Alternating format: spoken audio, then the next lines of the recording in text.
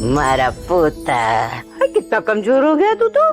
ले रसगुल्ला का।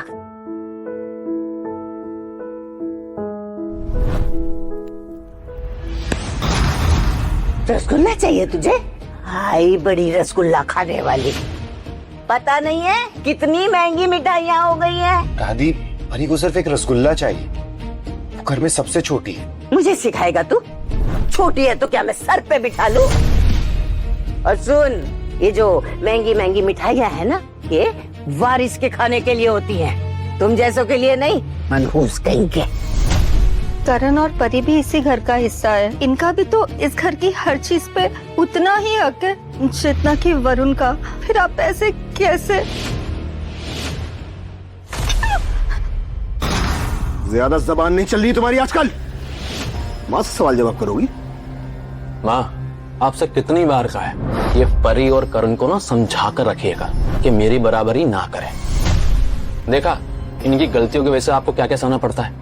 वरुण, मैं तो इन्हें समझा ही दूंगी, लेकिन बेटा तू भी एक चीज समझ ले, करण और परी कोई पराये नहीं है, तेरे भाई बहन है ये। भाई बहन नहीं, सौतेले भाई बहन। और इन दोनों को यहाँ खाना पीना मिल रहा है, ये काफी नहीं है? जो कुछ भी यहाँ मिल रहा है ना इनको, इनकी औकात से कहीं ज्यादा है।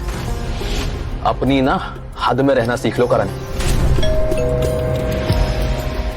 माँ पुजारी जी ने सही कहा था, ये गंदा खून हमारे घर को बर्बाद कर देगा। अच्छा गायत्री जी, अब मैं चलता हूँ। क्या किया ये? ध्यान कहाँ है तुम्हारा? गलती हो गई, माफ कर दीजिए उसे। याद रखना, जिसे तुम बचा रही हो ना, एक दिन वही तुम्हारे परिवार की बर्बादी का कारण बनेगा। मेरा तो मन करता है कि मार मार कर जान ले लूं मैं इसकी। पापा, दादी, माँ। पापा, मेरे कॉलेज में एडमिशन हो गया है। क्या? मुझे पहले ही मालूम था कि तू मेरा नाम जरूर रोशन करेगा।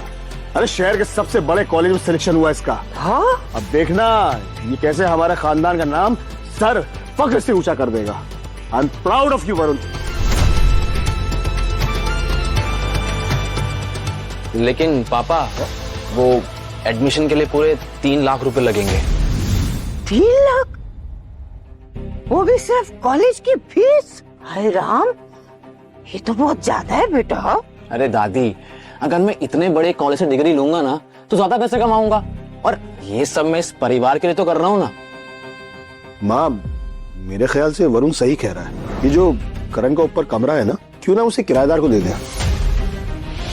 किराए के पैसे आएंगे तो कुछ पैसों का इंतजाम भी हो जाएगा। बात तो सही कह रहा है तुम।